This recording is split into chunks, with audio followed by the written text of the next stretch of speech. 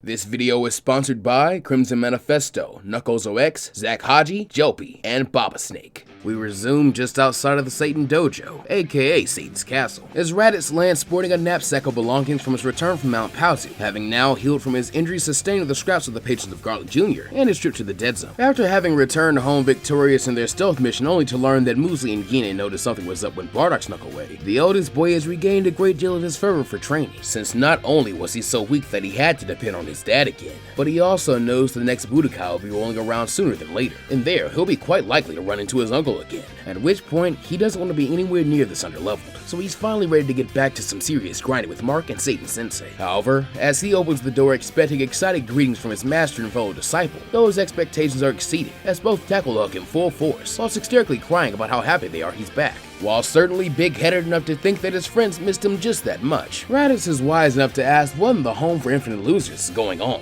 at which point the two Satans take on dark and haggard expressions before directing Raditz to come with them, as they proceed from the now much less run-down dojo's gym to the small adjacent living room in its back, where on the stolen futons of the three Satan school members lounges none other than Spike the Devilman, though he seems a bit off, glumly watching a daytime soap opera while shoveling spoonfuls of ice cream in his mouth. Though upon seeing Raditz, his eyes gleam with recognition and interest, while one of the Saiyan boys sets to annoyedly twitching as he questions why this weirdo was here. Though quite childishly, Devilman states that he doesn't want to talk about it, before he chucks his ice cream tub over the haphazardly made couch and snaps his fingers, the sound setting Hercule and Mr. Satan to cleaning up his mess and flipping the channel for the lazy demonic fighter, which only irritates Raditz more, as he demands to know what his underling buddies are doing waiting hand and foot on this guy. However, Spike smugly states it's only fair, since after all, he is the founder of this once great dojo, and thus its grandmaster, so he's decided to be more active in the position, after being unimpressed with his disciples' performance in the Budokai. And to his credit, it seems in the short time they've been serving under him, Mark and Mr. Satan have become slightly tougher than they got from his training. However,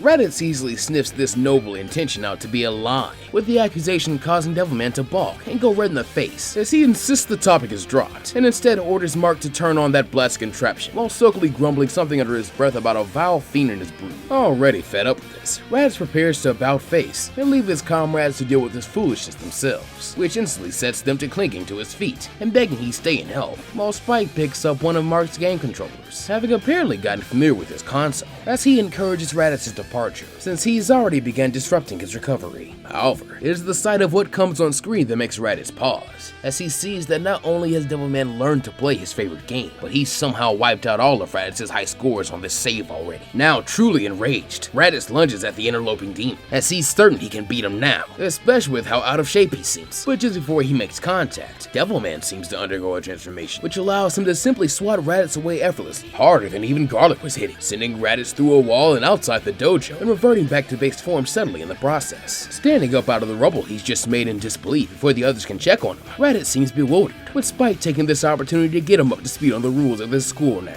He's head demon in charge. He's not moving from this spot on their stolen beds unless he has to, and everything in this dojo is his to do with as he wishes. This claim makes Raditz narrow his eyes and smirk as he begrudgingly recognizes Devilman as a worthwhile teacher, not just because Mark and Hercule have gotten a decent bit stronger for squishy earthlings, but because Spike has valuable experience with the taming of one's inner demonic tendencies and gaining power out of them, meaning he may be able to help him in mastering and summoning the power of the Uzaru whenever he wants it, not just when the moon is around.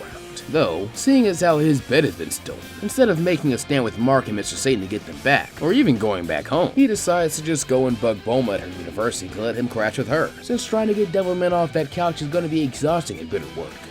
Next, we catch back up with Granolah, who like his rival has had a similar, if not all the more fervent reaction to their latest adventure, and thus, he had made his way back to the Crane School before even Raditz departed. Things at the Crane Hermit's temple haven't changed much at all, so Granolah is quite pleased when he finds Master Tao, Tin, and Chaozu hard at work as always, in their usual secluded training area, away from Master Shin and the more green-horde students, learning under the assassin martial artist. His teacher and peers seem to feel the same way, as each give him a rare, genuine smile, and even an excited wave in Chaozu's case. But then, with a cunning glint in his eye, Tao Pai Pai gives a subtle signal to his students, as they all quite subtly go after Granolah. The Cerulean may have been shocked by this if it was still his freshman year under Tao's tutelage, but an immediate combat drill upon his return, and performed at full speed no less. As he can tell, both his master and fellow students are coming at him with total intent to kill. It is the exact kind of extreme training mentality that's endeared him to this school, as to become the kind of killer he envisions his ideal self to be, much less to keep up with his Saiyan brethren, and even his mom these days. Such extremes are necessary and appreciated. Seeing Granolah casually smirk and tell his comrades he missed them as well, as he just narrowly avoids getting caught in Chaozu's telekinetic hold to restrain him for Tien to land his volleyball fist and complete a vicious three-way combo by having Tao finish him off in the air with the Super Jodan Ray. However, their mostly earthling eyes aren't keen enough to notice that this is an afterimage of Granolah until entirely too late, allowing the Mosshead to slip through their formation and clash with his master as the biggest threat, nearly striking Tao's vitals direct, if not for the more mature assassin instinctively protecting them. Despite this, the pain of the blow is staggering, as Granolah still boasts more raw power and its critical senses, which sees the master being the one blown back. However, never a teacher to waste time or effort, Tao Pai Pai doggedly ensures his lesson will get across, and so masterfully whips his head to sling his ponytail towards his prize student's precious eyes. Instinctively, Granolah flinches away from this, seeing his nose whacked instead, which only naturally causes his eyes to go watery as he suddenly has to sneeze terribly, causing him to lose sight of the battlefield for a fleeting moment. In this, Tao's remaining students work to fulfill their own role and show off how much stronger they've gotten with another combo, as Chaozu tears up a storm of rocks from the ground psychic and tries to poke Granolah with them, while Tien splits himself into a quartet of clones, using something he declares the multiform. Upon sensing this, Granolah takes instant interest in, thinking of the wild possibilities it could grant, like potentially giving him multiple vigils on targets to avoid moments like this. Though, thanks to his eyes allowing him to both notice the flow of energy around Chaozu's rocks and the very specific way Tien has dispersed his ki, Granolah is able to avoid this second combo and snag a new technique all at once, as he breaks into quarters as well and has them take on the Tien quartet, which they can still overpower. However, in the excitement, Granolah miscalculates, losing sight of both Chaozu and Tao temporarily, and worse, missing the 15, who've been hiding his presence and waiting for an opening, allowing it to pop out and unleash a solar flare that blinds the alien and his clones, leaving them all off guard for Chaozu and Tao to work together, growling and defeating the clones, leaving only a lone Granolah, now bereaved of a great deal of his own ki, and at their mercy, as all three opponents prepare a master and disciple's Dodan Ray and level it at him as their checkmate, demanding he verbally yield, as per the school's code for drills such as this. Bewildered to have lost this bar, Granolah hesitates to give up, and Tao finally elaborates, noting that he assumes Granolah's both been growing stronger and facing challenges since the Budokai, and yet likely feels some frustration noting the difference between himself and the other children of Bruce Chun and his adopted brotherhood, due to them having those strange extraterrestrial advantages. But the same goes for him when compared to the members of the Crane School and other more traditional Earthlings, as he notes how hard Tien, Chaozu, and even himself have been working to not only catch up to Granolah and even greater monsters like Bardock, but also so they can someday escape the shadow of the now vain and lazy Crane Hermit, making sly mention to this all leading to Tao's wanting to make a change with the leadership and management of the school. The point being, Granolah needs to stop trusting so much in what those bright eyes of his show him, as they can make him easier to predict and deceive. Hearing these ambitions relights Granolah's own, and so instead of surrendering, he devises another new technique through which to complete it, keeping his hands motionless as not to give away his play, before releasing beams of ki from his eyes, which thanks to the element of surprise, catches his friends off guard. But all being assassins, none hold back in this, so a rather dangerous beam clash begins, the very strain of which to maintain causes Granolah's eyes to bleed, as stars begin to explode in his head, whilst his vision darkens slightly, though in what he initially fears as blindness comes a new sensation, an impulse making him faintly aware of exactly how his targets will move, so that by the time Tao, Tien, and Chaozu notice the change, they're startled by the sensation of Granolah's meager resistance cutting in half, as their combined beam all too suddenly and gruesomely wins out the clash. However, before even the seasoned Tao can shake the shock of accidentally having offed a student, they all feel the slightest touch, only to look amongst themselves to find the true Granolah in their midst, holding scraps of fabric with the symbols from their gis which rest above the heart, having gambled on making the final clone and slipping in unnoticed to call for his own checkmate. Impressed,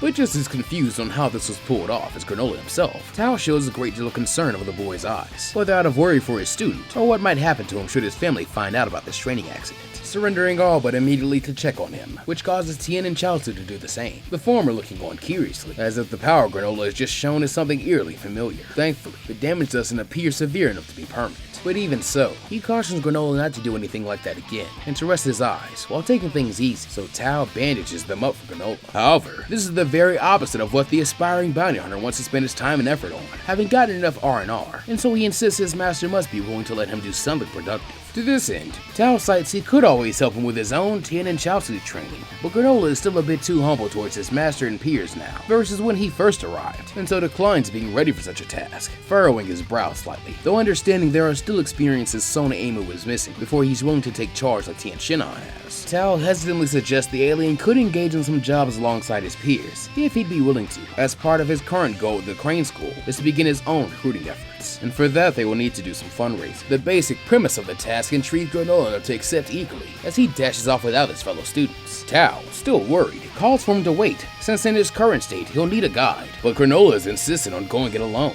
as he can get by with his key senses, and besides, that sensation he felt only came because of the damage to his eyes, so this may be just the training he truly needs. And so instead of flying, he breaks a column of the temple off, and focuses while aiming, before throwing it in the direction of a police station he knows is nearby, using it to ride on, since flying blind may be a slight bit more dangerous. When he arrives, it convinces the sheriff to view him as a legitimate bounty hunter from the Crane School. He's given a stack of bounties to try his hand at tracking down, one of which happens to be marked extremely dangerous and unpredictable, a young blonde girl sporting a bright red bow in her hair, and an equally malicious grin.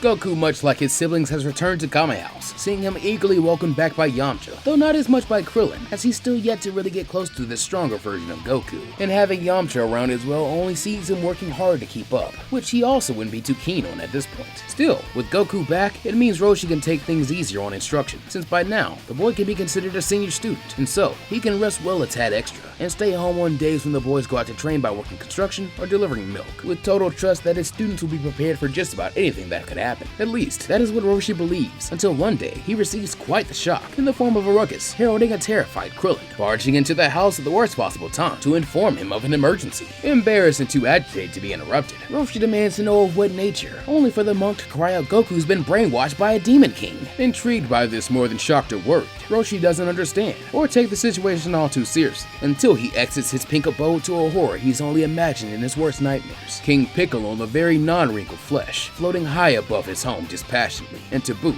Krillin seems to be right, as unlike Yamcha, who appears to be just as terrified as Krillin, as he tries to pull an incessantly loud and excited Goku away, the young Saiyan is seemingly ecstatic to see the Demon King, as he's trying to make sure his greetings are heard, with the green man floating so far out of earshot, and he even refers to the demon as Mr. Piccolo. Upon seeing Roshi, Yamcha looks to him for guidance, while Goku just the same tries to bring his teacher over so he can introduce him to his friend, at which point Piccolo Daimao descends, and barks at the boy to lower his voice, as he could hear him the entire time, huffing at the predicament he's found himself in since losing his bet, both out of curiosity and as a part of his atonement. Piccolo isn't allowed to just brood on lookout, and so has been sent out to explore the earth as a citizen rather than a conqueror, with the goal being to focus on more than just people's worst aspects. So when Roshi demands to know why he's here and how he escaped, Piccolo's fairly quick to fall back on his old boastful ways to instill fear in the old man, citing an embellished tale of his exploits thus far, and how seeing what became of the last living disciple of Mutaito who seems to be actively carrying on his will was the first visit he wanted to cross off his list. However, here much like last time, Goku a bit boneheadedly exposes the details Mr. Piccolo has left out, like how his papa already beat him up, and how he's a good guy that helped him out against that garlic bread guy. With this strangely well-balanced comedic duo, and the fact that it's hard to appear like a big bad boss of a Demon King when a cute little kid is excitedly leading you around on a tour, the members of Kame School slowly begin to act a bit more normal, with Roshi even summoning the gumption to speak with Piccolo one-on-one to get a more mature telling of the story, though this mostly results in them trading verbal barbs, like Roshi being a disgrace to his teacher by letting his great school fall, and the Demon King being scum that should have been left to rot. During this exchange, Roshi makes it clear that he's overtly not scared of Piccolo anymore, and in fact, wouldn't be, even if his pseudo-student Bardock hadn't already made it clear Earth is no longer his to conquer. Hearing of this connection between the Saiyan and the martial artist intrigues the Namekian, who questions how such a bleeding heart can stand to claim a mass murderer, much less help raise his child, though Muten Roshi, in a rather sagely manner that reminds Piccolo unsettlingly of Mutaito, reconciles this seeming hypocrisy in his views of someone like Bardock versus someone like Piccolo, and that there was a difference in satisfaction and intention in their evil acts, and that difference has led both Bruce-chan and Son Goku to his turtle school,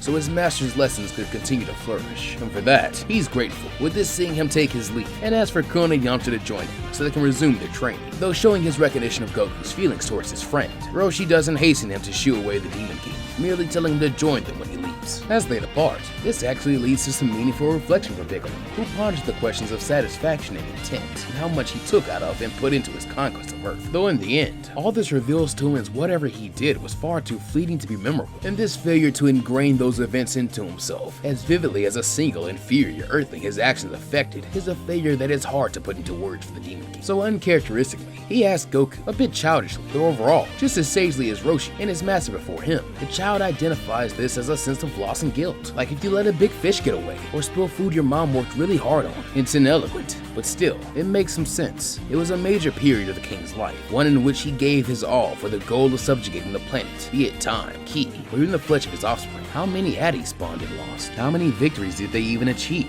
How many enemies did they fell? These questions being hollow and unquantified suddenly upsets Piccolo enough that he bids Goku farewell for now and flies back to the lookout, demanding to use the time chamber. At this, Kamemo Naito chide he's barely given Reformation a month, and he's already wanting to train and take another shot at Bardock. But Piccolo refines his language, noting that he's mistaken and actually means the pendulum move, as he has the goal of reliving the past. Curious as to why, the other Namekians insist on joining him when he uses it, being treated to the horrors of the war he wrought on the planet, which is all but too much for them, seeing both turn away more than once, as both Piccolo's corrupted Namekian children and Earthlings alike are slaughtered, while Piccolo determinedly looks on, all the while keeping separate counts in his head. A few days later, Goku is woken fairly gently via telepathy by King Piccolo, who requests the boy's help with something, a project of great importance to the king. Eagerly wanting to help, Goku is quick to respond, with the pair working hard together. While back at Kame House, Roshi discovers a note left by Goku, requesting he and the other students come to a fairly remote place, known as Yunzibit Heights, far on the other side of the planet, in order to rescue him. Marshalling his remaining students, the old turtle hermit sets off, though the sight that awaits them when they arrive is truly unexpected, as not only is the Demon King there, but Goku is very obviously not a captain, as he's seemingly convinced the big green man to spar with him whilst they wait. Even more shockingly though is what Piccolo presents Roshi with, a graveyard, as having now gotten a casualty count,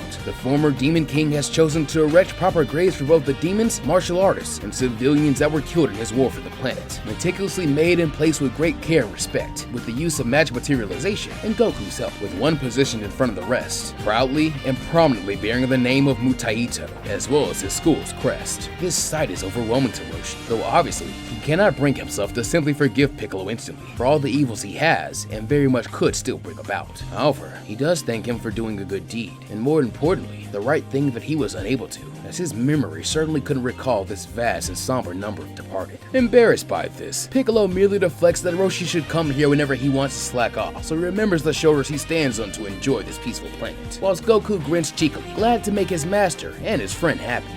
Meanwhile, on Mount Paozu, with his latest shift guarding Capsule Corp having ended about an hour ago, Muesli and Guinea are somewhat expecting Bardock to return to his usual pattern of coming home and getting the two of them to spar with him, now that the boys have all gotten back to their martial arts journeys. But he's late. As more time ticks by, Muesli eventually becomes much more impatient than Guinea, all but dragging her along with her to go looking for the idiot, but then finding him seemingly napping at the fishing spot of all places. Curious about this, Bardock's nap is interrupted quite rudely, as the women in his household ask what he's up to. Though yawning boredly, the Saiyan admits taking some advice from Mr. Popo and attempted to meditate, but he got a bit too relaxed and fell asleep. Confused as to why Bardock would want to meditate, Guinea this time inquires what brought on spirituality, though he cites it ain't about that, it's about getting stronger. He already figured out how to shadow box and image train decently enough, so this is about the next step, and also one of the only real challenges he can give himself. Scoffing, both women cite themselves as challenges, and fairly willing training partners, so the Saiyan man's a tad like a Daisuke, reminding both that they trained together pretty consistently while the boys were away last time, and it really only benefited them.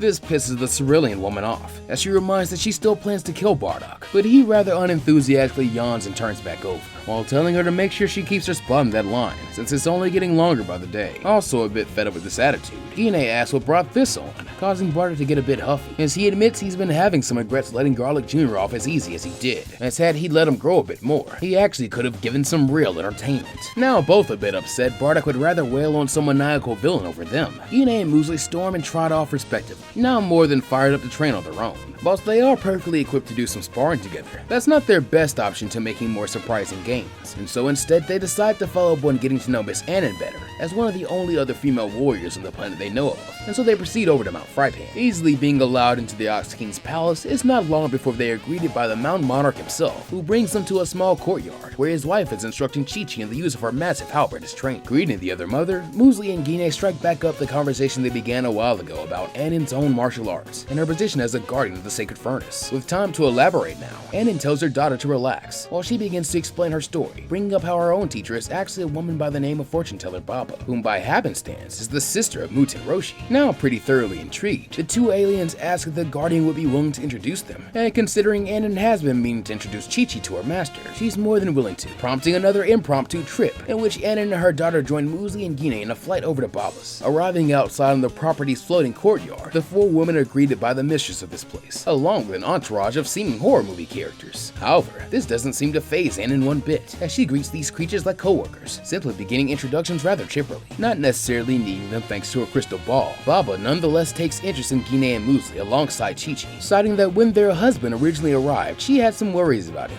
but now sees him as a harmless oaf, like the rest of her brother's disciples. This statement causes a deep blush to overtake both women's faces, as Guinea can't help but laugh and squee a bit giddily at the mistake, while Muesli is thoroughly enraged, stating that if she's married to anyone, it's Guinea, not that barbarian. Regardless of this, Baba questions what she can do for the duo, who cite their search for a reliable way to grow stronger. But with neither of them being warriors by trade, they don't really know the best ways to go about this, with Guinea explaining how in times like these, she really wishes Celibo was still around, whilst Muesli a bit bitterly mutters the same about someone named Flake. Huffing a bit as these ladies are further complicating things, Baba sees fit to tell them any training she can offer may be a bit subpar, since that not husband of theirs did something to her best fighter, and it's made him throw a tantrum and go AWOL. But she thinks she may be able to conjure something up to help the peppy alien gals, especially if they're looking to stick it to one of Roshi's students.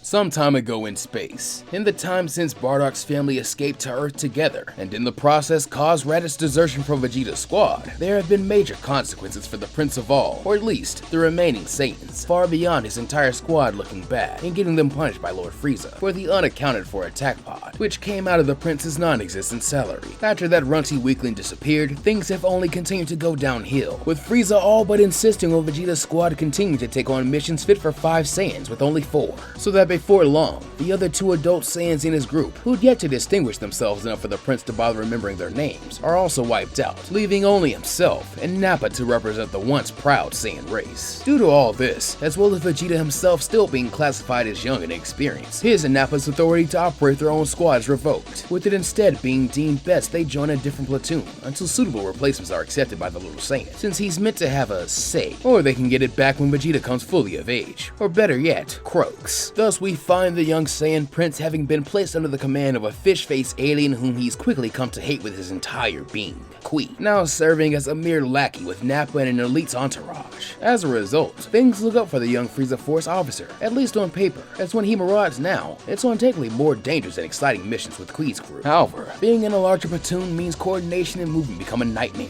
with the way between battles becoming all too inconvenient, as Vegeta now spends far more of his downtime in seedy space bars, or hanging around the barracks of bases, so Kui can brag and boast to his heart's content. This at least gives copious opportunities to look for new recruits for his own squad, his pride having taken such a battering that he's even willing to team up with whoever he needs to, not even caring if they're Saiyan anymore, so long as he can get out of this position. However, all are either too weak and low class for his taste, or too fervent in their loyalty towards Frieza to risk interacting. Though, there is still benefit to this trouble for the Saiyan Prince, as with each bar visited, whispers of something interesting continue to grow. A crew of pirates operating in the heater space, who are steadily carving out a greater swath of real estate for the Frieza Force allied crime family, one which is actually beginning to slowly but surely put the squeeze on the tyrant, by encroaching on the Empire's territory from the shadows, hence their name, the Crusher Corps. Initially, Vegeta finds little interest in these rumors, though when he hears their leader is supposedly a Saiyan whose might is constantly increasing, things change quickly, seeing Vegeta approach Kui to investigate these rumors immediately, noting the change in this runt's enthusiasm, on top of his own cowardice to first off leave the Frieza Force's jurisdiction, and second, possibly run into terrifying pirates. Kui has a great deal of reason to deny this request as the commanding officer, with even Nappa showing some slight hesitancy at the idea, as he's loath to put the prince in more danger than necessary. However, the boy is insistent to the point of cunningly swallowing his own pride to stroke Kui's ego, by playing up how very real, big, and bad his squad is, versus how likely inauthentic and exaggerated the stories of the Crusher Corps are, to get the alien over his fear. As for a group like that to exist with such accomplishment, they need to be as strong as the Ginyu Force, if not even tougher. So Lord Frieza will be grateful to soldiers who show enough initiative and judgment to act alone in proving this a hoax, or snuffing out this threat to the Empire Empire early. Being just as much of an egoist as Vegeta, Qui feels confident that he knows what the boy is playing at. Though all the same, he still winds up getting his head filled with enough hot air to agree to humor Vegeta, setting his crew's next course to a bar in Heater Space, which is said to be the pirate crew's favorite watering hole. This decision is a blatant mistake, as little do they know it, but by the time they cross into Heater Space, Qui's platoon is being tracked by informants, resulting in their caravan of attack pods being discovered and abducted by a much larger ship before they can even arrive. Obviously unsettled by this, Qui's crew, along with his Saiyan add-ons, leave their vehicles quite ready to know who dares to oppose Lord Frieza and to enforce the tyrant's rule. But as they do, they realize they're already surrounded by a myriad of different alien species, bearing their own augmented armor and scouters. Worse even than that though is their power level reads, which are quite disheartening for Qui's crew, with even Vegeta and Nappa finding some pause and attacking their abductors, as the two bean-looking ones begin to welcome them, boasting that this ship is equipped with a signal jammer, which won't allow them to contact reinforcements. So now they need to worry about offering something of value to trade for their lives, if they wish to escape, since their leader is a very private man, and quite highly values operating unchecked as a myth. Hearing this, Qui's cowardice returns a tad, but gulping and rationalizing the scouters must have been hacked to pull off some kind of trick, he states their collective offering of value is a chance for the Crusher Corps to surrender, possibly encouraging Lord Frieza to show mercy and merely execute them, rather than destroying their home planets along with them. However, this causes the entire pirate crew to laugh, as if Qui is not in on a very obvious joke, with the voice of the group's leader, indeed a Saiyan after all, finally making himself known as he enters the hangar, quipping how it's a bit late for such a punishment, before nonchalantly releasing the ki blast that flashes towards the captured soldiers, the sight causing Vegeta to flinch, as the light of the sphere is intense. Though when the sound of it striking is obviously against a target that's not himself, he looks back to see Qui, now missing a head for his insolence, as his body slumps over, a sense of elation filling Vegeta's heart at the gruesome sight. With the commander gone, the rest of Qui's lackeys become immediately compliant, but with a few credits left after gambling and drinking them away, they one by one meet the same fate, being unable to trade out of their value or pay the cash to not be taken out with the trash. Finally, when it's just the two Saiyans left, there is an obvious expectation for the Crusher Corps to stop, but all the same, the Saiyan leader demands to know what they can offer to have him let this slide, and before Nappa can attempt to negotiate, Vegeta brashly states that he offers this insolent cur mercy from his prince's wrath, demanding he show proper respect immediately. This rudeness causes the Crusher Corps to laugh more, as they expect the mighty turtles to surely off the brat for this, while Nappa quietly pleads for Vegeta to relax. However, instead, the captain decides to take a closer look at both Nappa and their runty captain, rubbing his chin thoughtfully as he tries to recall something, only to have his eyes widen in recognition, as he does in fact see the resemblance between this boy and the former king, his name, and the realization that he's fairly certain this big bald guy was once a big slightly less bald guy, one who was a big shot at the time. Thus, Turles sees these two must be telling the truth. Even so, he rejects this as being valuable, before leveling a blast at Nappa and asking if the prince wants to try that again. However, before he even processes the threat, Vegeta's pride and Saiyan blood allow no further negotiation, as he lunges to sock Turles in the jaw with all he has. Unfortunately, the older Saiyan catches this inches from his face with a gloating smirk, obviously prepared to make a snide comment before he breaks the offending appendage. But before he can, Vegeta shifts the shape of his hand into pointed fingers, which are used to guide his dirty fireworks, and surprise Turles with his own head being popped off, while Nappa simultaneously creates a volcanic explosion around them to break the enemy's formation and leave an opening for escape, as he scoots Vegeta up against his will and books it towards an attack pod. However, as the smoke clears, he feels a similar chill to one displays of Frieza's power gives him, as not only were the Crusher Corps able to withstand his attack, but even Turles quite easily shrugged off Vegeta's much more impressive power to now appear in front of them again, before he easily snacks Vegeta from the larger Saiyan and holds him by his tail, simultaneously tripping the big galoot so he falls prone and at their mercy again. Now able to hold Vegeta up to eye level, Turles smiles that he likes the kid, since he reminds him just a little tiny bit of himself. At least he would if not for all the nepotism and silver spoons. However, he's much too early to be taking on the mighty Turles, growling as this is what he's been told about Frieza and the elites as well. Vegeta strains not willing to give up so easily, but regardless of his resistance, his strength is still sat from his tail, with Turles then chuckling and claiming Nappa must not have trained the kid very well. But the former general knows that isn't the case, as much as this Turles character really is just that much stronger than them, far beyond what the rumor suggested. Regardless, Turles releases Vegeta, while ordering the duo to put smiles on their faces. Since this is a happy day, they provided enough entertainment to offer as a trade for their lives. Plus, he wouldn't feel right off in one of the last Saiyans left, let alone royalty. This presents an issue, however,